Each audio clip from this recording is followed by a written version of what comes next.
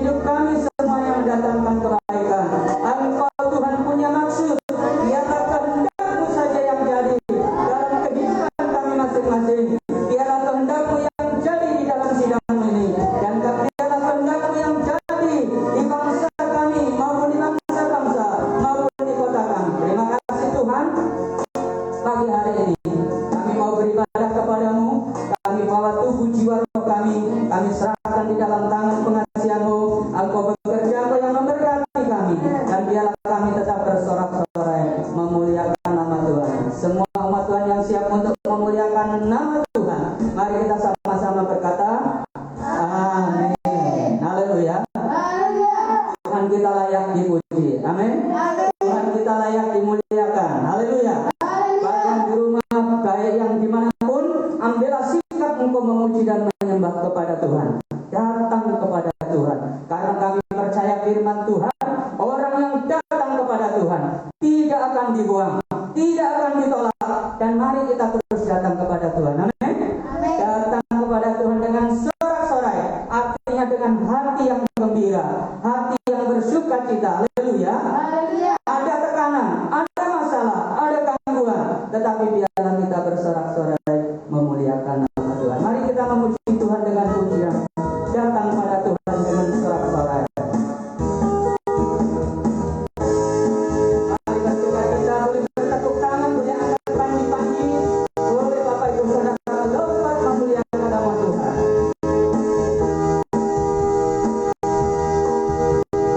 Datang pada Tuhan dengan sorak-sorai. Amin. Datang pada Tuhan dengan nyanyian syukur. Ya Raja, ya Tuhan, yang kuasa kemuliaan. Hanya bagi Dia.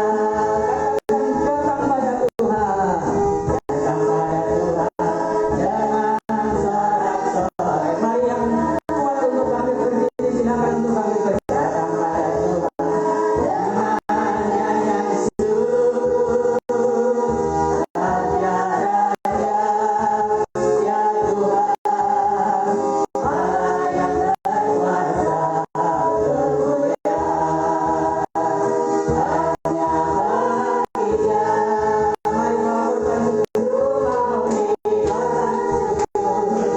Hanya bagi Dia. Mari melakukan rumah orang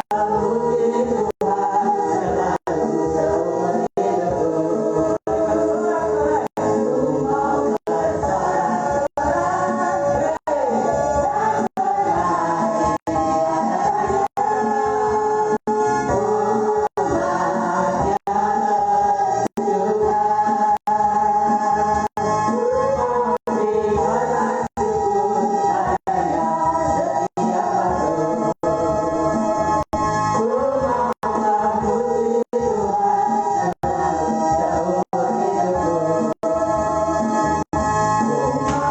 Tuhan.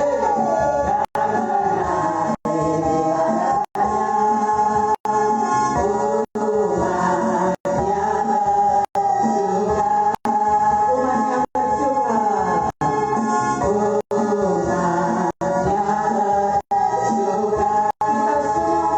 Tuhan selalu seumur hidupku.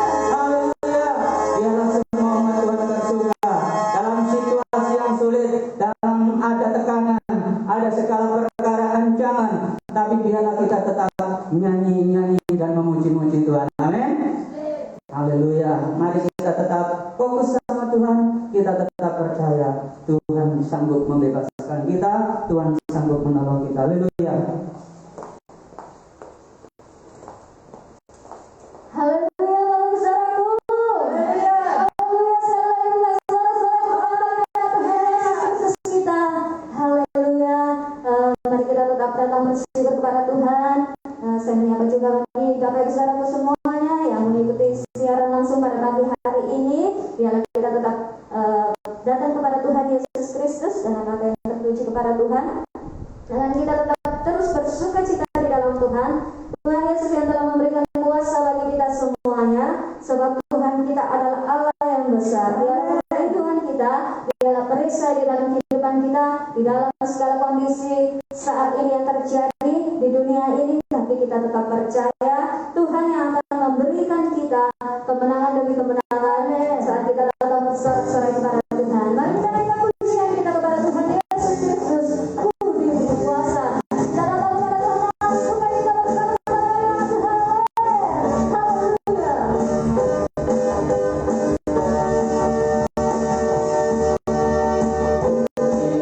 Berkuasa, Raja mulia.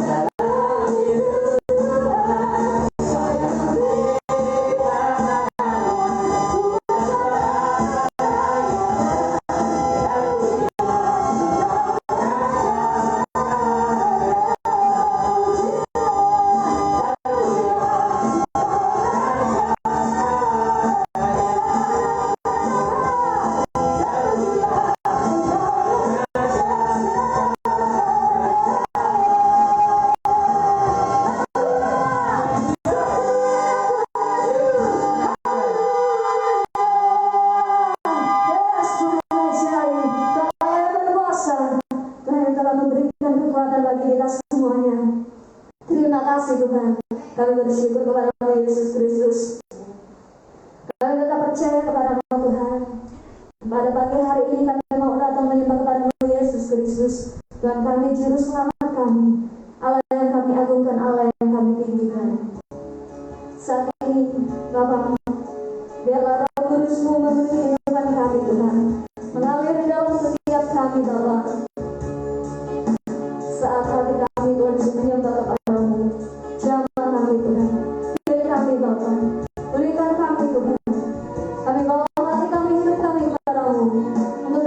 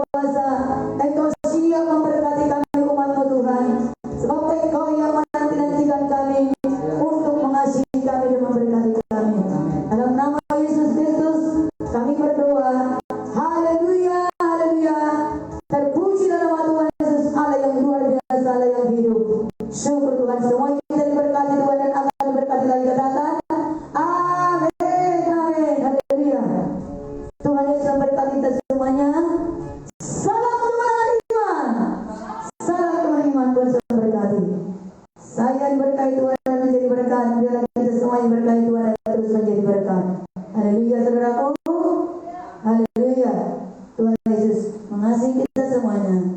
Puji Tuhan, masih dalam suasana kemerdekaan, saudaraku. Merdeka! Haleluya! Kristus Yesus yang memerdekakan kita, dan bangsa kita dilawan oleh Tuhan melalui pribadi-pribadi yang mengalami kemerdekaan dari dosa, kemerdekaan, pembebasan dari segala ketakutan, segala kekhawatiran, walaupun berbagai masalah yang terjadi di tengah dunia ini, tetapi kita punya pengharapan yang pasti, berita Injil, kabar baik yang datang dari surga, yang pasti akan tetap terjadi walaupun dunia bergelora, walaupun dunia bergoncang. Firman Tuhan tetap untuk selama-lamanya. Amin. Haleluya. Puji Tuhan, saudaraku. Pada minggu yang lalu kita sudah mendengarkan firman Tuhan. Bagi orang yang percaya tidak ada yang mustahil. Setiap orang yang percaya yang menerima Kristus Yesus dalam hidupnya, yang beriman, bertindak untuk datang kepada Yesus, membuktikan iman percayanya dengan berjuang, melangkah sampai bertemu, datang di hadapan Tuhan. Walaupun masalah persoalannya sudah bertahun-tahun lamanya, bahkan secara kehidupannya sudah berkali-kali dia mengalami kegagalan untuk mendapatkan harapannya, tetapi dia tidak berputus asa, tetapi terus bertekun dan datang kepada Tuhan. Dan ketika Tuhan berkata, kamu kurang percaya, dia segera merendahkan diri dan berkata, tolonglah aku yang kurang percaya ini Tuhan. Dia serba kasih mengakui kelemahannya, kekurang percayaannya, dan dia benar-benar sungguh-sungguh meminta pertolongan Tuhan. Hari ini kita mendengarkan firman Tuhan, saudaraku, bahwa setiap kita yang datang kepada Tuhan, maka pasti Tuhan memberikan kelegaan kepada kita. Firman Tuhan berkata, temanya bagi kita, marilah kepadaku, aku memberikan kelegaan kepadamu. Ini adalah ajakan Tuhan Yesus Juru Selamat untuk kita boleh datang kepada Tuhan. Mari kita akan buka firman Tuhan, saudaraku, dan nanti akan kita sambungkan kembali dengan firman Tuhan ya pada minggu yang lalu yang selanjutnya, ya. Mari kita baca Matius 11 ayat 28 sampai 30.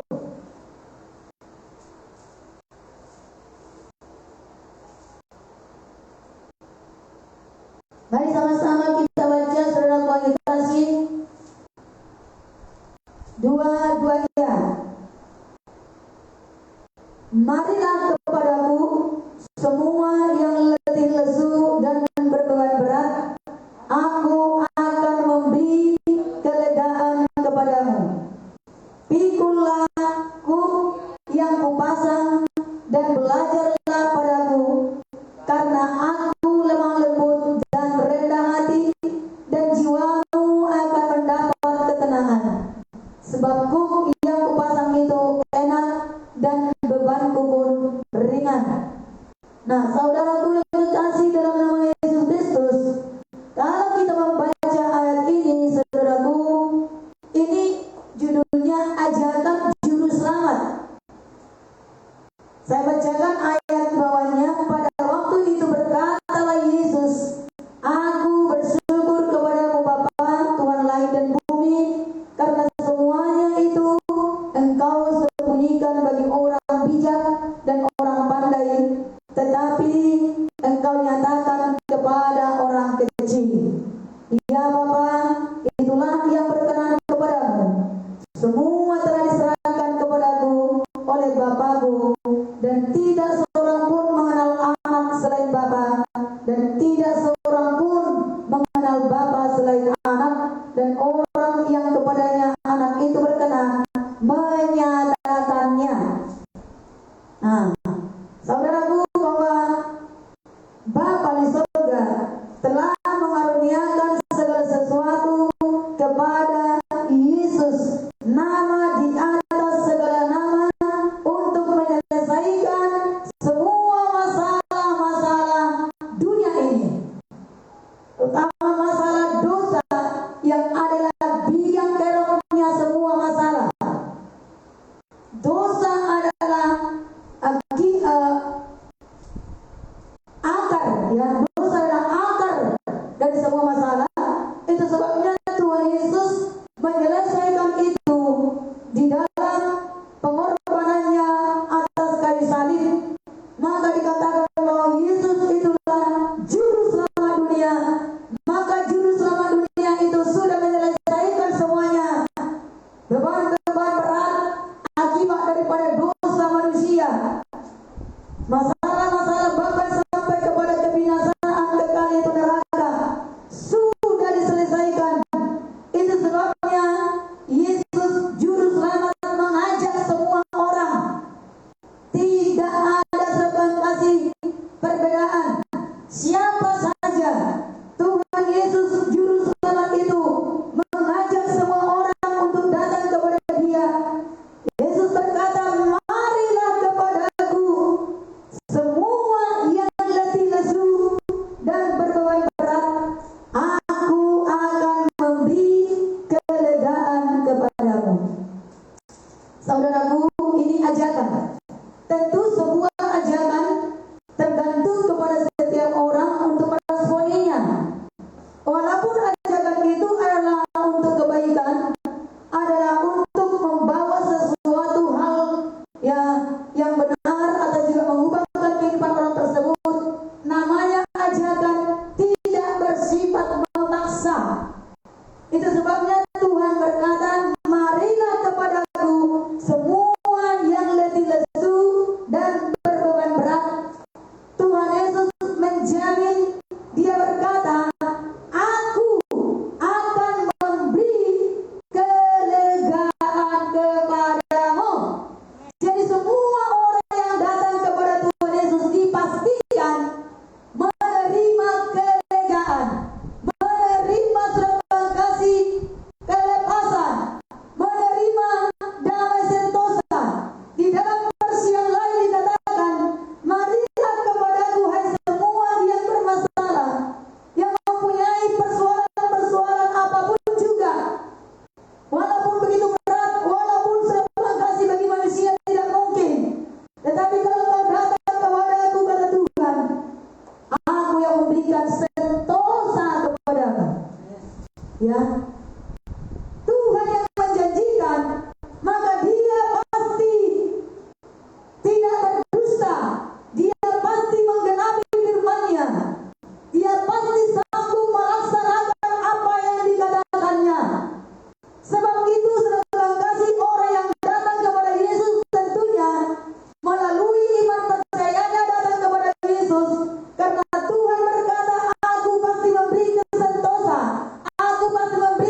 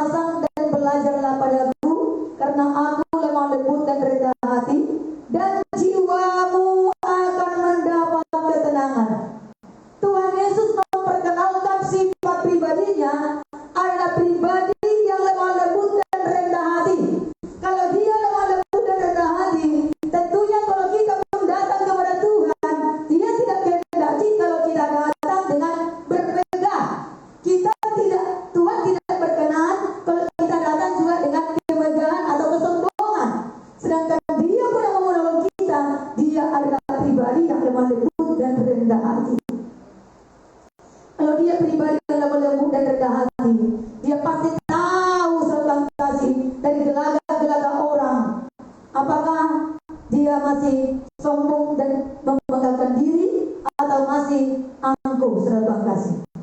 Nah, karena dia, saudara Tuhan kasih, rendah hati, lemah lembut, maka dia pasti tahu, saudara Tuhan kasih, gelagat-gelagat kehidupan manusia, langkah manusia. Walaupun manusia berkata, oh aku sudah rendah hati, aku sudah mengalah, tetapi saudara Tuhan kasih, Tuhan masih melihat, masih ada bentuk-bentuk, masih ada saudara Tuhan kasih di dalam kehidupan kita, gangguan kesembuhan kita sebabnya, saudaraku, masih Tuhan berikan untuk kita tanggung. Ada beban, tetapi dikatakan itu ringan. Kenapa masih Tuhan biarkan ada beban, ada yang ringan dalam kehidupan kita, supaya kita dari perkara yang kecil itu kita terus mau belajar kepada Tuhan.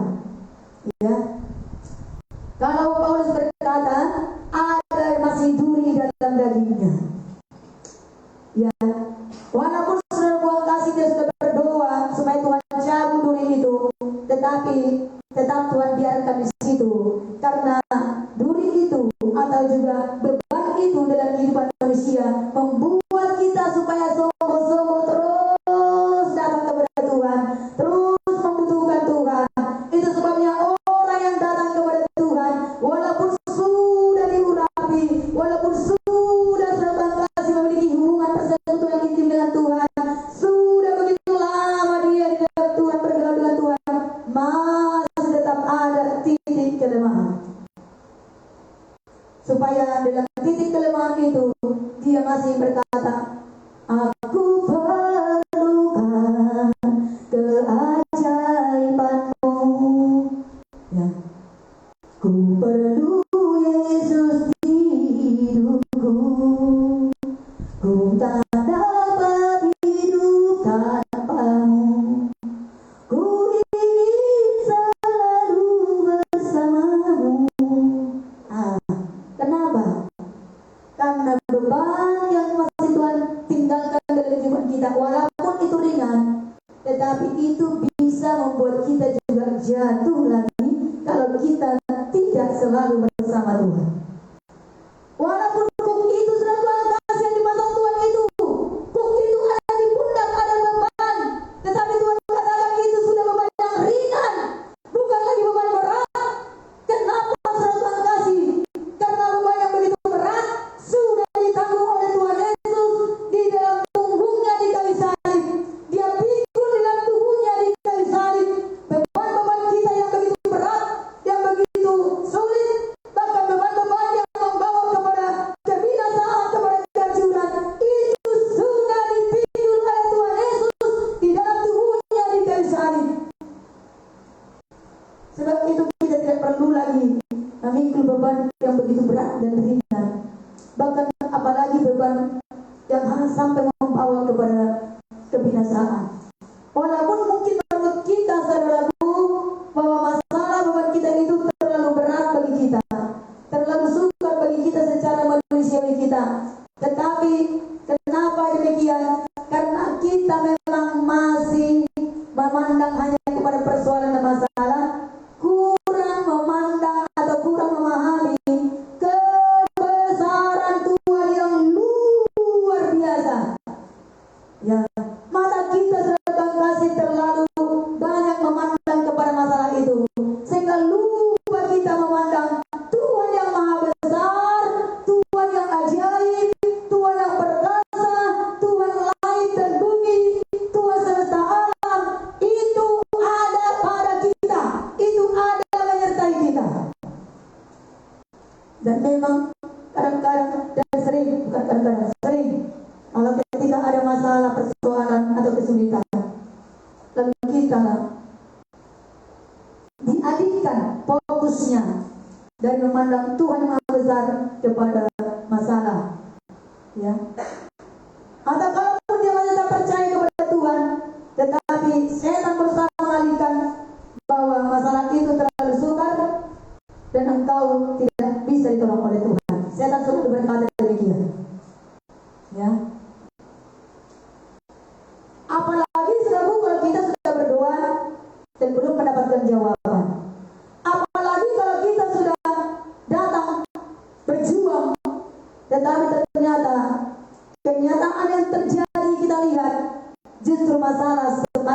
bertambah-tambah banyak.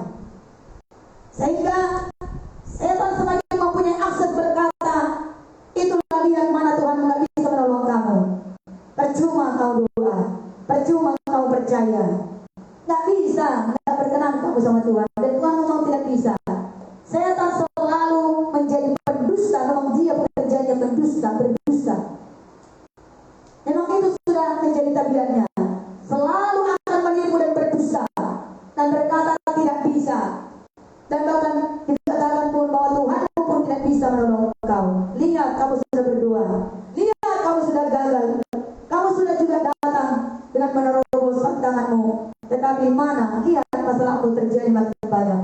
Dan memang fakta kenyataan dilihat oleh mata bahwa masalah makin ada, persoalan masih ada, dan kadang-kadang semakin bertambah-tambah kelihatannya, bertambah sulit atau bertambah-tambah tidak karuan. Tetapi semuanya itu adalah ujian. Apakah kita tetap percaya kepada Tuhan yang tetap tidak pernah bergoncang, Tuhan yang tetap luar biasa tidak pernah bisa berubah, ya? Masalah bisa mungkin bertambah-tambah kelihatannya, tetapi itu hanya proses terbang kasih untuk semakin melihat perkara-perkara yang luar biasa, kemudian yang semakin besar. Haleluya, saudaraku. Ya. Sama seperti ketika murid-murid menaruh pengharapan kepada Yesus yang adalah pertolongan, yang adalah harapannya untuk kehidupannya dan untuk masa-masa yang akan datang untuk memulihkan keadaannya, untuk memulihkan bangsanya, untuk memulihkan umatnya Israel. Tetapi ketika saudaraku tentara-tentara Romawi berhasil menangkap Tuhan Yesus dan dalam itu sudah waktunya dan Tuhan Yesus berhasil disalibkan. Wow, setan saudara kasih bersorak-sorak bergembira ria. Dan murid-murid yang selama ini menaruh pengharapan kepada Yesus, mereka sempat berputus asa, mereka sempat dalam ketakutan, mereka sempat bersungut-sungut di jalan dan berkata, siapa lagi yang kita harapkan, padahal dia yang kita harapkan untuk kehidupan kita. Tetapi sekarang sudah mati, bahkan sudah dikubur, siapa lagi, tidak ada lagi.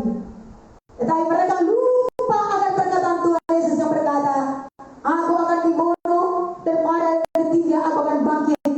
Dan pada waktu itu Yesus sudah bangkit pada pagi hari, pada hari Minggu pagi hari. Tapi murid-murid Tuhan Yesus, orang-orang selama ini yang menaruh pengharapan kepada Tuhan Yesus Kristus, berjalan dalam keputusasaan. Mereka tidak tahu bahwa Yesus hidup. Nah, itu sebabnya saudara kasih, sering sekali kita juga mengatakan masalah kita terlalu besar, persoalan kita terlalu sulit, dan kita tidak sanggup. Lalu itulah waktu yang paling ditunggu-tunggu oleh iblis dan berkata, sudahlah, tidak usah lagi percaya kepada semua, ikut aja dunia. Gak ada artinya. Itu waktu yang paling ditunggu-tunggu supaya orang yang bermasalah itu menyerah kepada masalah, menyerah dan mengikut apa kata iblis pendusta itu. Oleh karena itu saudara kasih, mari hari ini kita tetap memiliki iman percaya yang sungguh kepada Tuhan. Dengan kita datang terus kepada Tuhan Yesus, maka Tuhan Yesus memimpin iman yang sempurna itu terus akan melengkapi kita, akan meneguhkan, menguatkan, mengokohkan, bahkan menghiburkan kita, serta menuntun kita terus berjalan kepada kebenaran, akhirnya sampai kepada kemuliaan yang Tuhan janjikan. Haleluya, puji Tuhan. Mari kita akan buka saudaraku dalam Markus pasal 9. Orang yang datang kepada Tuhan Yesus Kristus. Pada minggu lalu kita sudah membaca Markus 9.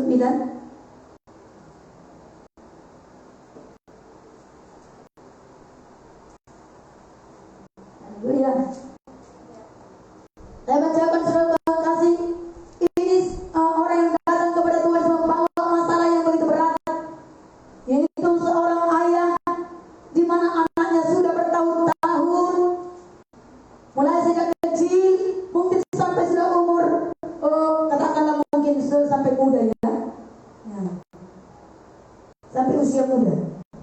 Jadi katakanlah kira-kira mungkin saudara ulang kasih 15 tahun atau 20 tahun gitu ya.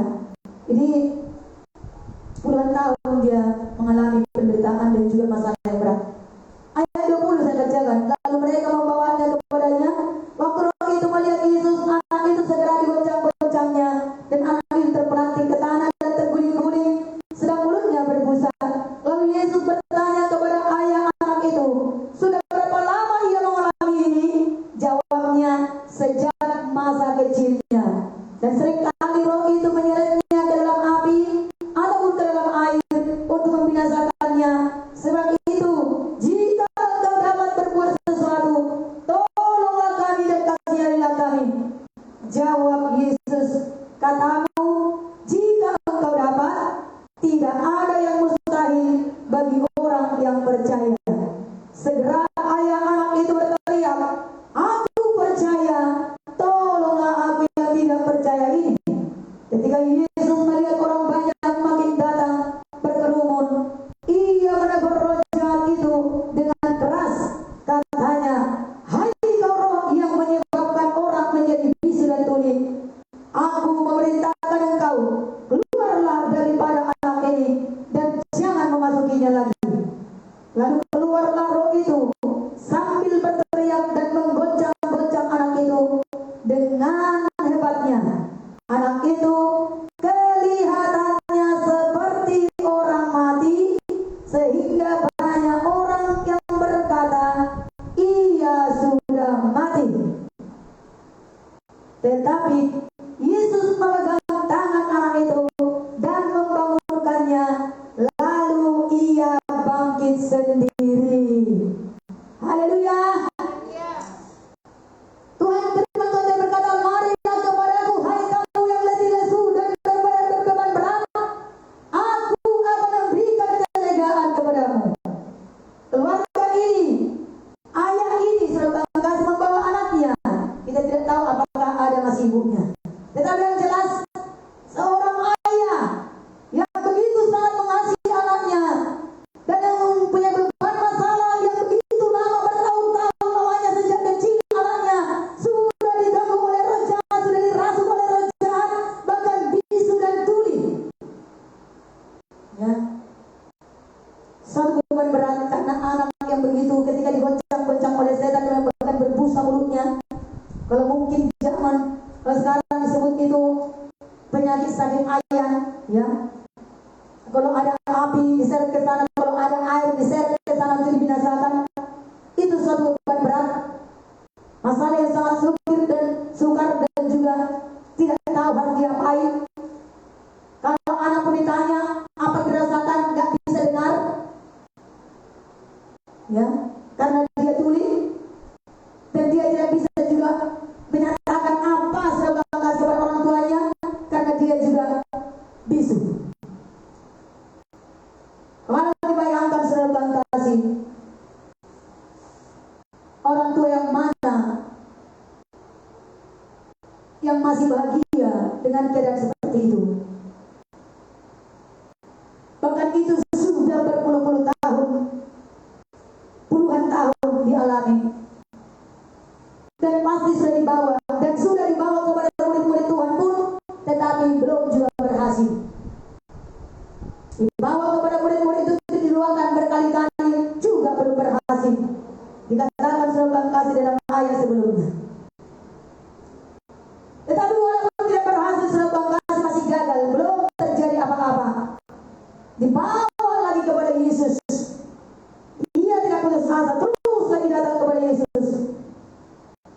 Ketika dibawa kepada murid-murid, apakah Tuhan Yesus tidak tahu? Tidaklah. Tuhan mau supaya orang bermasalah jangan hanya datang kepada manusia, tapi bertemu dengan pribadi Tuhan. Haleluya saudaraku. Memang saudara kasih kalau orang bermasalah datang kepada kita, kita bisa doakan. Tapi sesekali saudara kasih yang kita doakan itu juga belum langsung terjadi penyelesaian masalahnya, karena Tuhan masih mau nunggu orang bermasalah itu langsung mereka memiliki hubungan persekutuan penyerahan kepada Tuhan, dekat dengan Tuhan. Karena dikatakan tulis, marilah datang kepadaku ini maksudnya saudaraku, supaya orang itu mendekat kepada Tuhan, supaya bisa makin mengenal Tuhan dan dekat. Tidak hanya kata orang, ya. Lalu ketika ayah anak itu datang kepada Yesus, setan masih berusaha menggoncang-goncang. Bahkan ketika Tuhan Yesus pun mengusir roh jahat itu keluar daripada anak tersebut, ketika setan mau keluar, makin digoncang lagi dengan hebatnya, sehingga dikatakan orang pun banyak melihat. Bahkan ayah anak itu pun melihat bagaimana keadaan anaknya. Dikatakan saudaraku, ia sudah mati. Kelihatannya sudah mati. Bahkan banyak orang sudah mengatakan, ada kabar-kabar, ada berita-berita, ada sebuah kasih pernyataan-pernyataan, omongan-omongan, perkataan-perkataan yang bisa mencekoki telinga daripada ayah si anak itu, yang membuat dia bisa semakin bertambah-tambah panik dan juga bertambah-tambah putus asa. Karena semua pun orang menyaksikan dan berkata, iya sudah mati, anak itu malah mati. Malah dibawa kepada Yesus, malah tambah mati, malah tambah parah. Mana itu benar, itu mana? Mungkin banyak saudaraku, ya, kritikan dan juga olokan dan juga berbagai macam pernyataan-pernyataan yang terdengar kepada ayah anak tersebut. Saudaraku, tetapi ayah anak itu, si ayah tetap menyerahkan kepada Tuhan. Bisa saja saudara kasih bahwa si ayah bisa jadi marah besar. Ternyata kalaupun Tuhan tidak bisa menolong anakku, justru malah tambah mati, kau doakan. Sudah anakku, udah tambah mati anakku. Bisa saja saudaraku, bisa dia marah. Karena saya pernah juga mendoakan orang saudaraku yang dikuasai oleh roh jahat anaknya. Ketika seperti ini terjadi, malah tambah digoncang, orang tuanya malah tambah tidak tega melihat anaknya digoncang-goncang, dan dia marah. Malah tambah begitu anakku, sini. Dia marah aku itu, dia katakan saudaraku. Lalu saya katakan, biarkan itu adalah manifestasi roh jahat keluar dari tubuhnya. Tapi orang tua itu saudara kasih marah-marah dan juga saudaraku, dia sepertinya melihat anak itu memang kita pun tidak saudara kasih tega. Tetapi karena kita percaya, karena kita melihat dan kita tahu ada manifestasi ketika roh jahat keluar daripada seseorang, bisa menggelepar-gelepar sebagai manifestasinya, bisa juga muntah-muntah, bisa juga kelihatannya saudara kasih jadi tertidur seperti orang mati.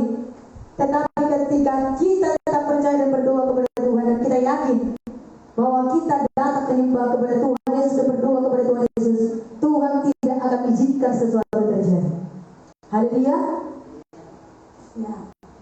Dan lalu saudara kasih orang tua tersebut, ketika kita berkata, jangan itu bekerja, Tuhan bawa roh jahatnya keluar daripada anak itu. Nah, biarkan.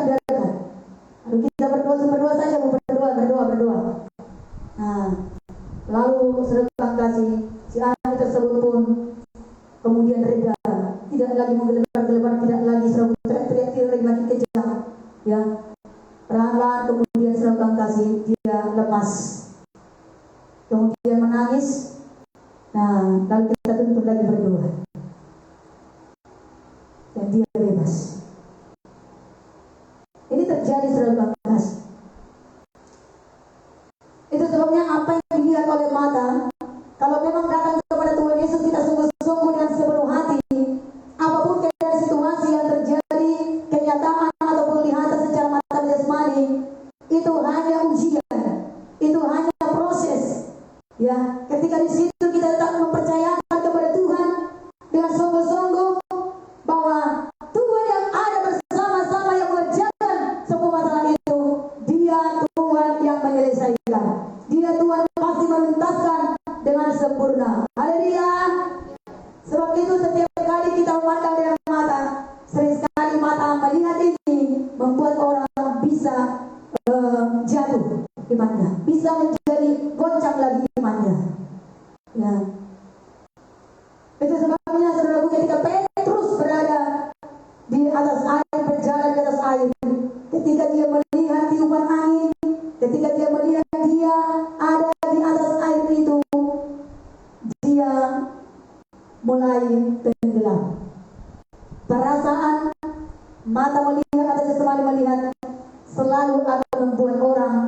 jatuh kepada kelemahan.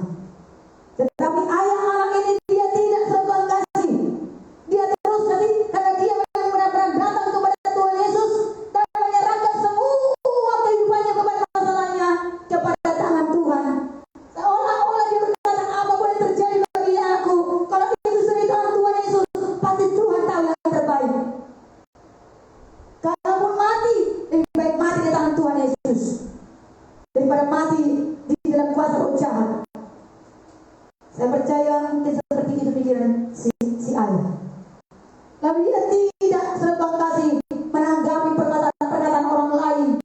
Walaupun orang lain banyak mengatakan, ayat 26 tadi saudaraku, anak itu kelihatannya seperti orang mati, sehingga banyak orang yang berkata, ia sudah mati. Ayah si anak itu percaya, kalaupun mati, memang kalau Tuhan sanggup masih menghidupkan lagi, Tuhan sanggup menghidupkan orang mati. Amin. Kalaupun saudara bermasalah, semua situasi ada dalam kehidupan saudara, tapi pastikan hidupmu ada bersama Yesus, ada di dekat Tuhan Yesus, dan ada di dekat Tuhan Yesus. Maka apa yang kelihatannya tidak mungkin, apa yang kelihatannya tidak seperti yang kita bayangkan, serahkan terus kepada Tuhan Yesus Kristus, sebab Dia bisa mengubah yang tidak baik menjadi baik. Dia ajaib. Mata kita, pikiran kita terbatas, tapi Tuhan Yesus Kristus itu Dia sungguh ajaib dan luar biasa. Dia maha besar, tak tersengaja pikirannya, tak pernah terselidiki jalan-jalannya. Yang penting percaya saja, serahkan kepada hidupmu kepada Tuhan, datanglah kepada Yesus, Dia pasti menyelesaikan. Amin. Dia bisa membangkitkan orang yang gagal menjadi berhasil. Walaupun ada orang berkata, aku datang kepada Tuhan Yesus Kristus, makin hidupku makin banyak persoalan, makin bertambah sukar ekonomiku, makin bertambah banyak persoalan-persoalan yang datang menyergap kehidupanku. Mana sebenarnya ini? Di mana ya Tuhan yang kusembah itu? Kok begini terjadi? Saya juga sudah pernah mengalami seperti itu, bahkan berulang kali mengalami seperti itu. Tapi firman Tuhan berkata, ujilah dirimu sendiri. Mari kita baca 2 Korintus pasal 13.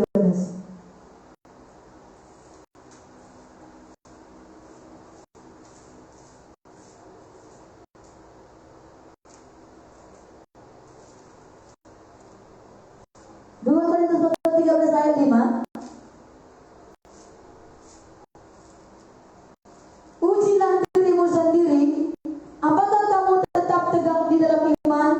Selidikilah dirimu, apakah kamu tidak yakin akan dirimu bahwa Kristus Yesus ada di dalam diri kamu? Sebab jika tidak demikian, kamu tidak tahan uji. Bagaimana supaya kita bisa mampu? Bagaimana supaya kita bisa kuat?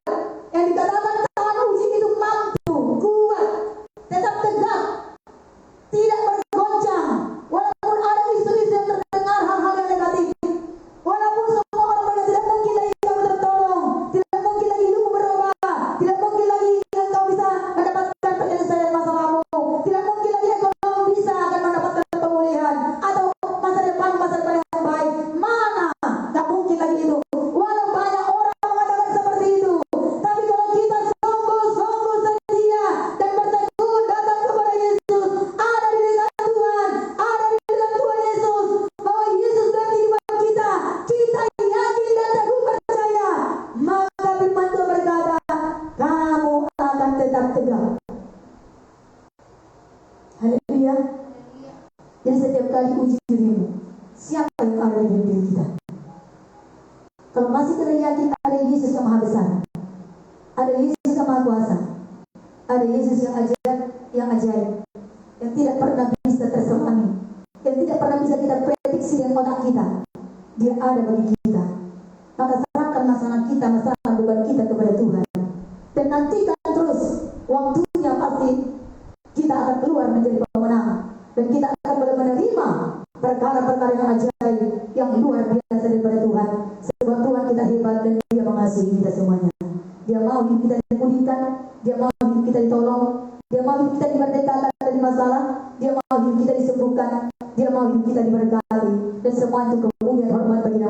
Yesus Kristus. Amin. Haleluya. Puji nama Tuhan, saudara Tuhan kasih. Tuhan Yesus memberkati kita semuanya. Haleluya. Berikan kemuliaan bagi Tuhan Yesus Kristus. Haleluya. Haleluya. Berikan bimbang saudara Tuhan kasih yang paling penting. Imani, yakini, dan hadirkan selalu Yesus dalam hidup kita. Hadirkan Yesus dalam keluarga kita. Hadirkan Yesus dalam usaha kita. Hadirkan Yesus dalam langkah kehidupan kita.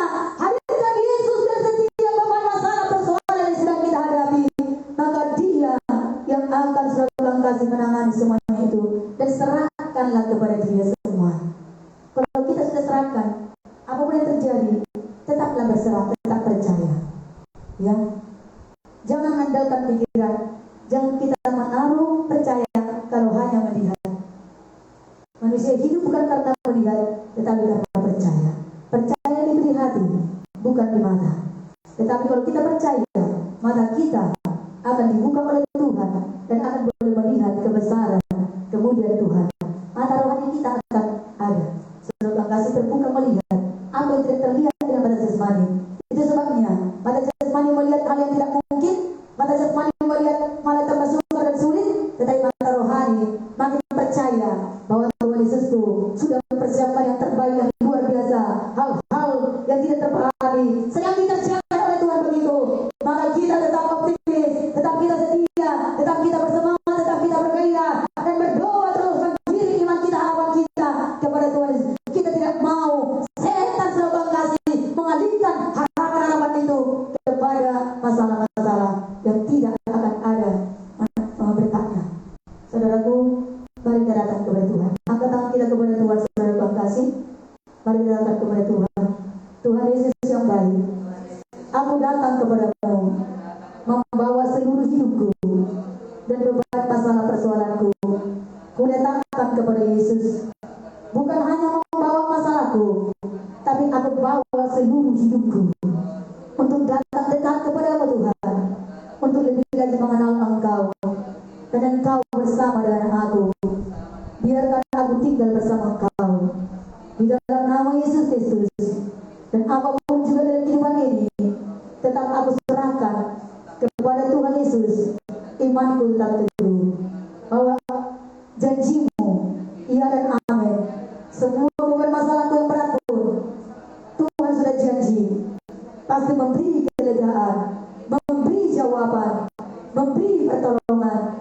Aku percaya Tuhan, tolonglah aku Tuhan dalam nama Yesus. Ampuni aku dan kebimbangan, dalam ketakutan, sering mengandalkan pikiran atau mata yang memandang masalah-masalah yang terjadi, sehingga mataku tidak melihat kepada kebesaran keajaiban Tuhan. Bukalah mataku Tuhan, supaya aku melihat kemuliaan yang Kau janjikan. Tentulah langkahku, biarlah hidupku tetap di dalam kebenaran Tuhan, di dalam Kristus Yesus. Aku pasti menerima kemenangan yang Tuhan janjikan. Dalam nama Yesus, aku berdoa. Haleluya. Amin. Haleluya. Haleluya. Puji nama Tuhan, saudara Tuhan kasih. Sebelum kita akan mendengarkan satu kesaksian daripada Bapak Daniel, kita akan berdoa bagi saudara Bapak dan Ibu di rumah untuk selamat lahir baru. Karena melalui kita selamat lahir baru, maka Tuhan Yesus tinggal berdiam dalam hati kita melalui Roh Kudus-Nya, sehingga Roh Kudus itulah yang akan mengajari kita, melengkapi kita, menuntun kita pada kebenaran. Dan setiap kali kita ada keraguan atau kelemahan atau kejatuhan, segera minta pertolongan Roh Kudus. Dia pasti tetap ada dalam kehidupan kita kalau kita sudah terima Dia menjadi Tuhan dan Juru Selamat pribadi kita. Mari berdoa bagi yang di rumah dari manapun juga, saudara yang kasih, berdoa untuk terima kelahiran baru, menerima Yesus sebagai Tuhan Juru Selamat pribadi, menjadi anak-anak Bapa surgawi. Katakanlah demikian. Tuhan Yesus yang baik, aku datang kepada Tuhan. Aku sadar orang berdosa. Ampunilah segala dosaku. Aku percaya Tuhan Yesus mati di kayu salib, memikul semua dosaku, dan akibat dosa itu, kutuk-kutuk dosa dipikul oleh Tuhan Yesus di dalam tubuhnya di kayu salib. Dan Tuhan Yesus telah mati dan bangkit pada hari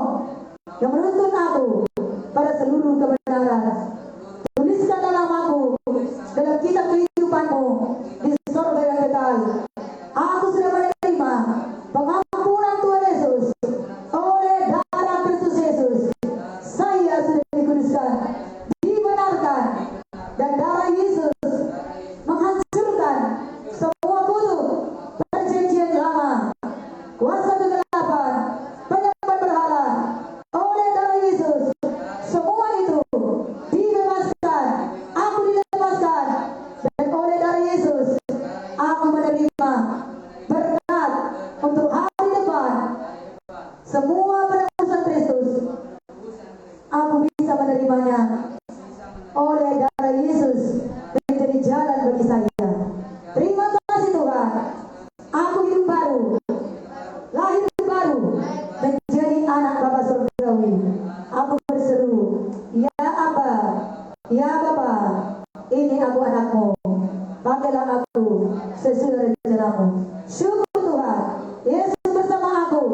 Mulai hari ini ada Roh Kudus tinggal bersama aku di setiap langkahku, di setiap waktuku, dan segala masalahku. Yesus, Roh Kudus tidak pernah meninggalkan aku, selalu bersama aku. Haleluya Roh Kudus. Terima kasih Tuhan. Amin. Haleluya. Mari kita berikan kemuliaan bagi Tuhan Yesus Kristus. Haleluya. Bagi saudara Bapak dan Ibu yang sudah selamat lahir baru, mari bersedia kepada Tuhan, beri hidupmu untuk menerima pengajaran firman Tuhan dan bersatu untuk datang beribadah kepada Tuhan.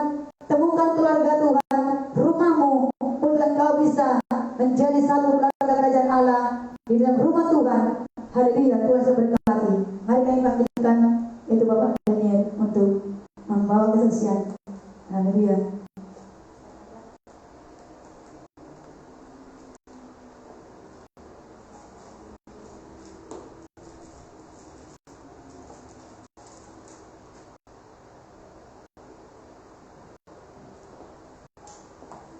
Halo semuanya, selamat pagi.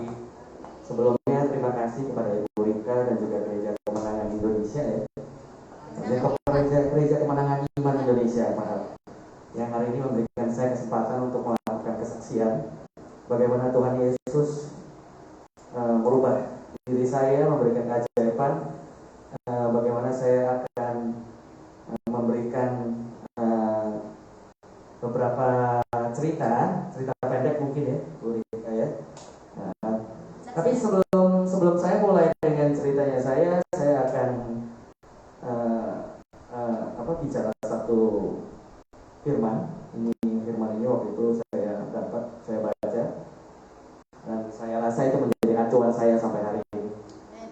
Jadi salah satu firman itu ada di Kejadian bab 3 ayat 21.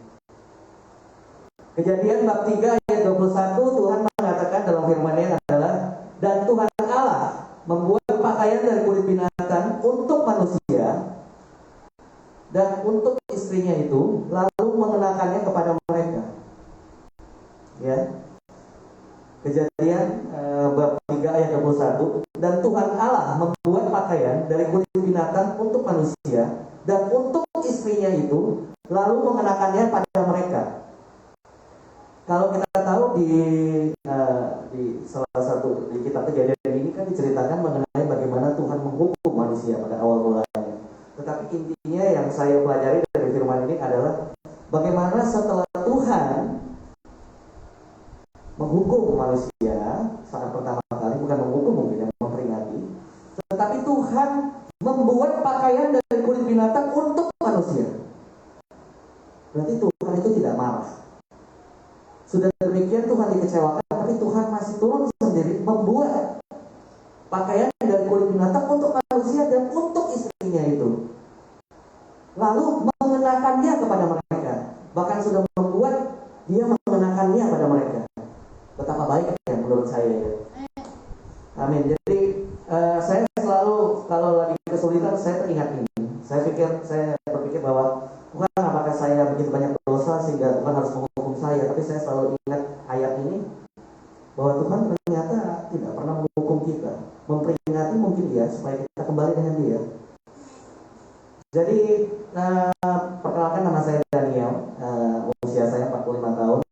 Saya mengenal Kristus kira-kira tahun 2009. Sebelumnya saya bukan anak Kristus, bukan anak Tuhan, saya tidak mengenal Kristus. Nah, banyak hal yang terjadi di dalam hidup saya. Secara pendidikan saya cukup lumayan, secara jabatan saya juga waktu itu pekerjaan lumayan, secara usaha saya lumayan. Saya tidak mengalami masalah apapun sehingga saya hanya mengandalkan diri saya sendiri. Bahkan di dalam diri saya selalu berprinsip bahwa saya tidak mungkin akan hidup sulit.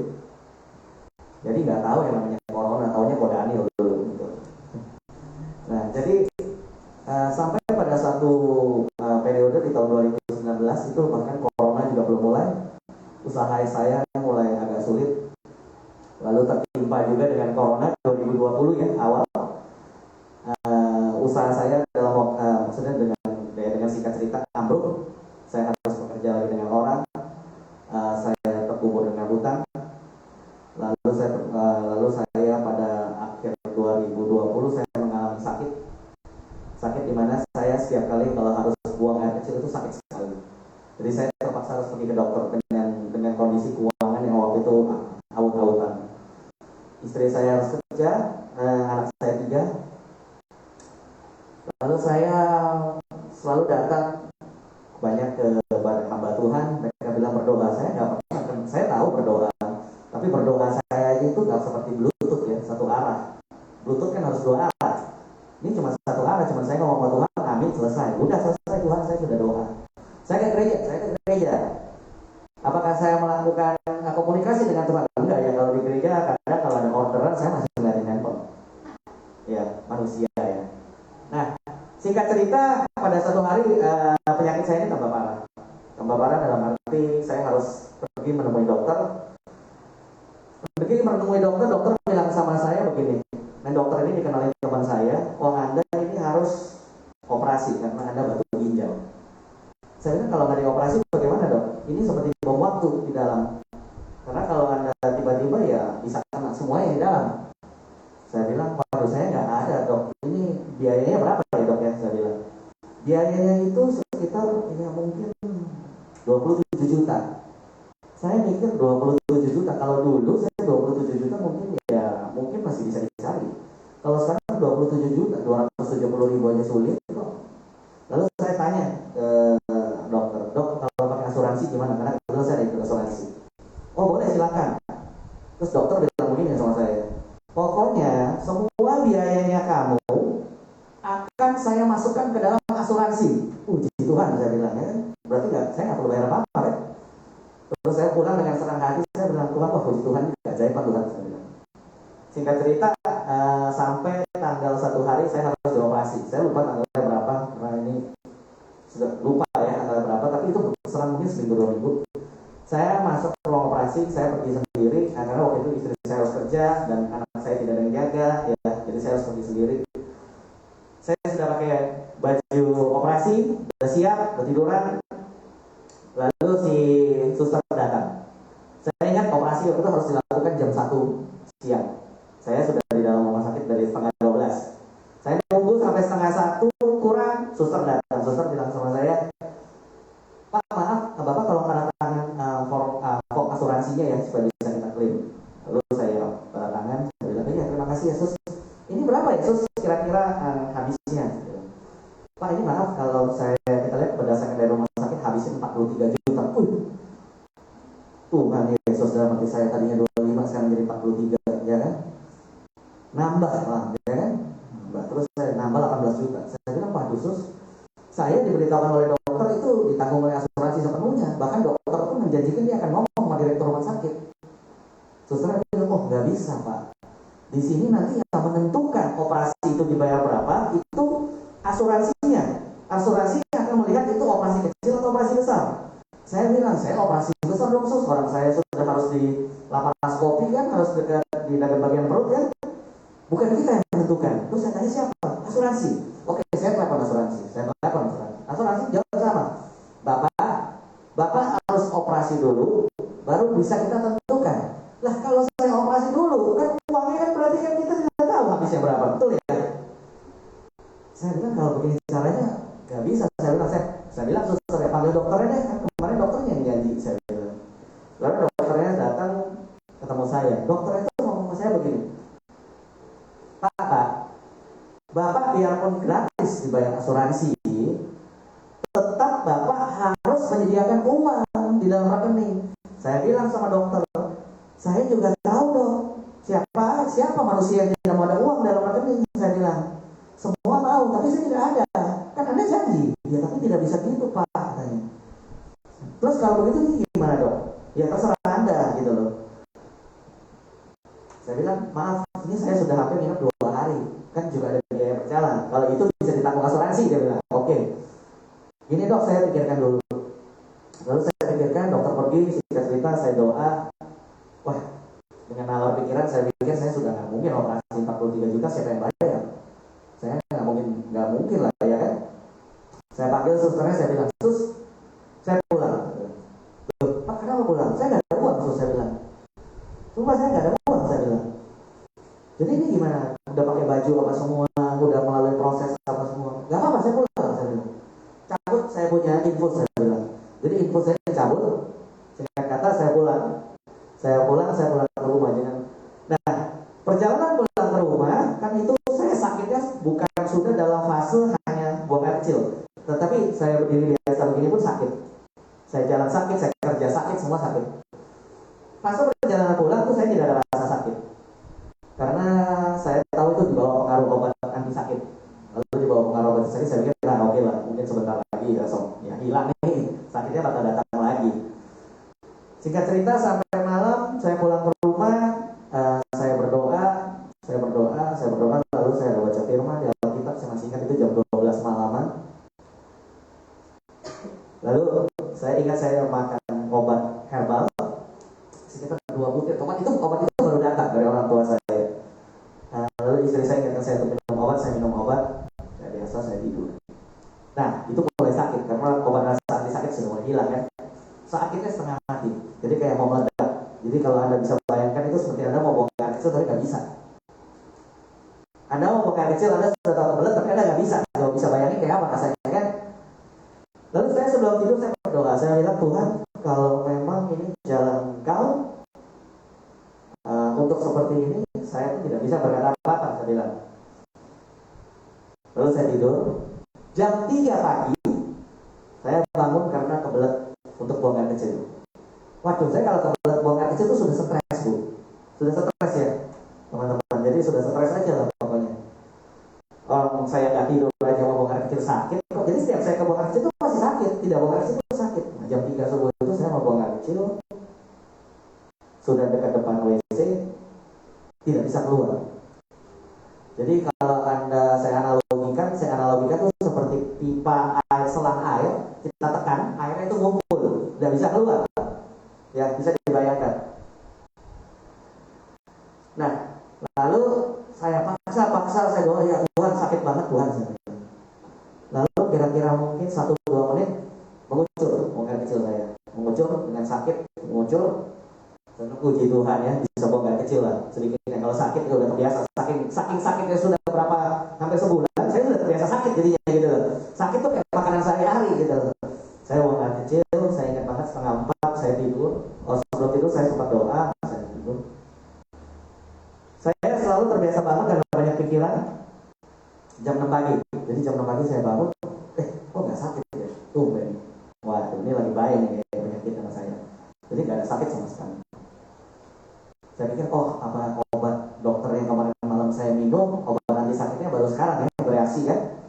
Ya udah saya diamin, saya pergi ke kantor, saya sampai di kantor, saya lupa kalau saya sakit. Gak ada sakit sama sekali, gak ada apapun sama sekali. Pulang pada hari itu, saya ingat suster ngomong sama saya begini, Pak, kalau Bapak merasa keberatan dengan biaya, Bapak pakai BPJS. Karena BPJS bisa Pak di sini. Loh, saya bilang kok dokternya bilang nggak bisa. Oh bisa Pak, dia sambil bisik-bisik. Oh oke.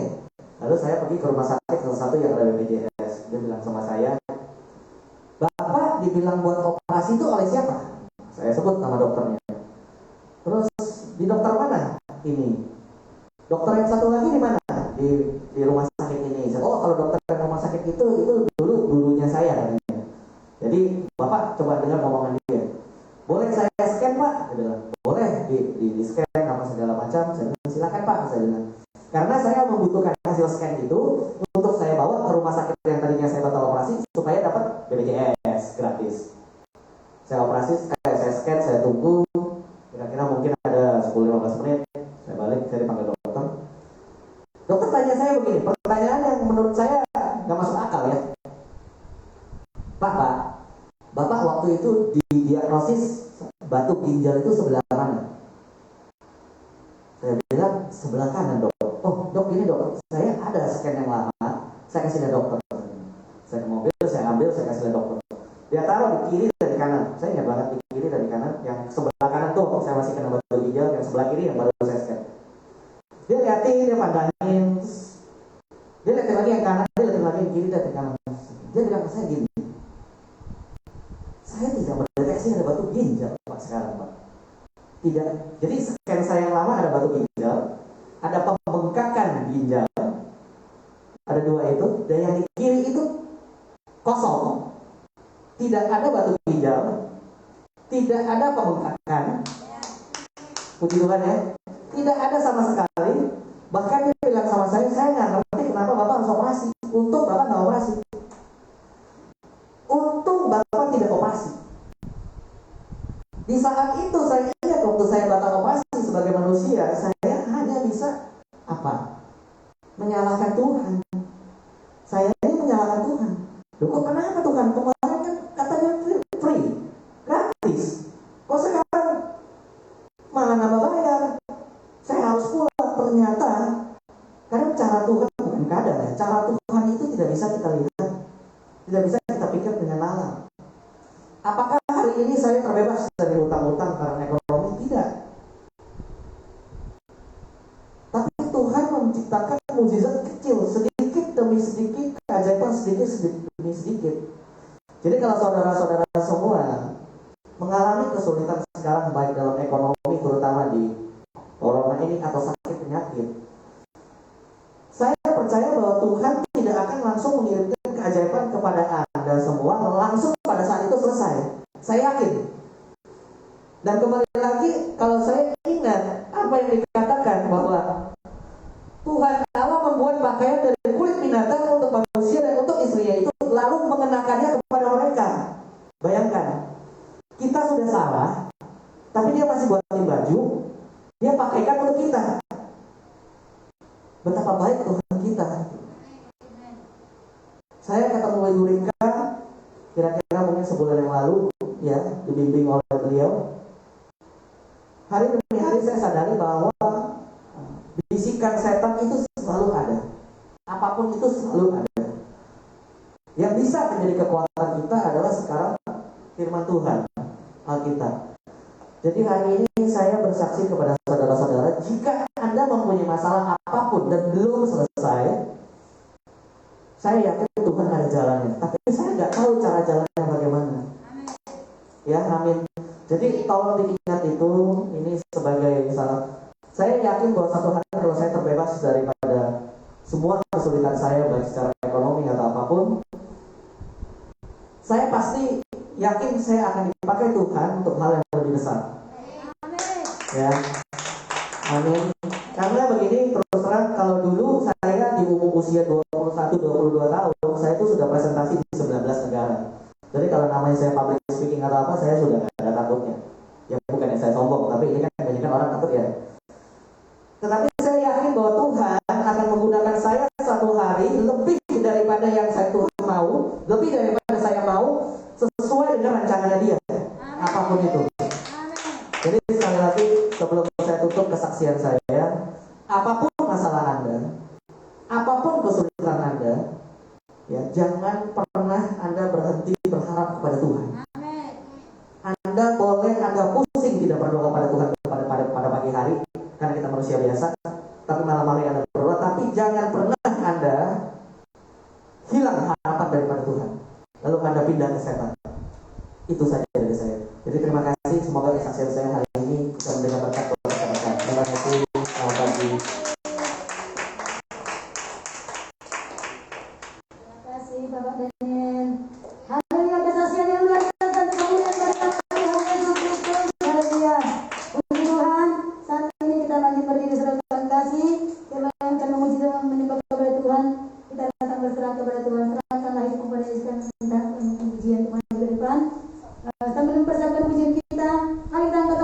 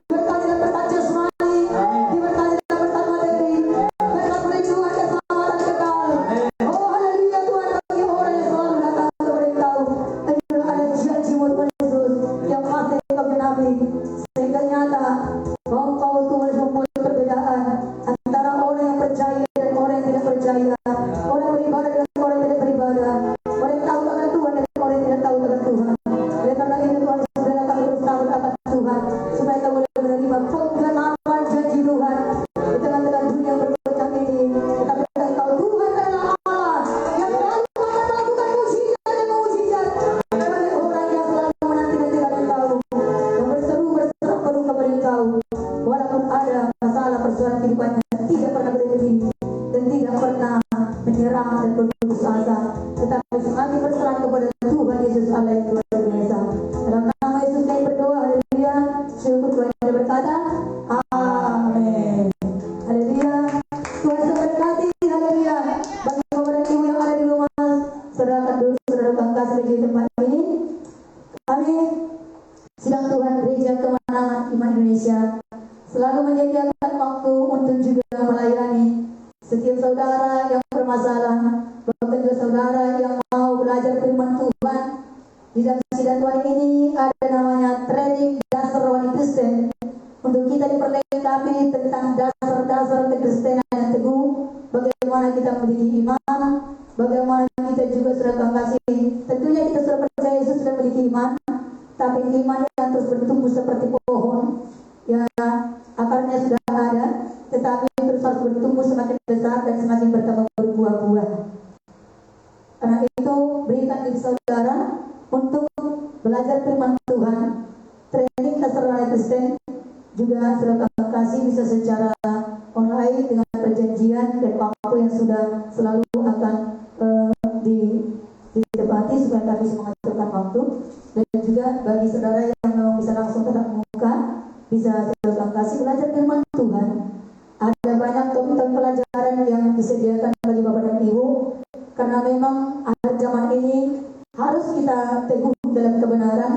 Sebab itu fondasi untuk membangun rumah rohani kita, sehingga seperti rumah yang dibangun di atas dasar batu yang karangnya teguh, maka walaupun ada badai, gelombang dan juga banjir, maka rumah itu tetap kokoh. Demikian juga dalam kehidupan kita untuk membangun rumah rohani kita, karena pasti setiap orang Tuhan mau pakai yang luar biasa.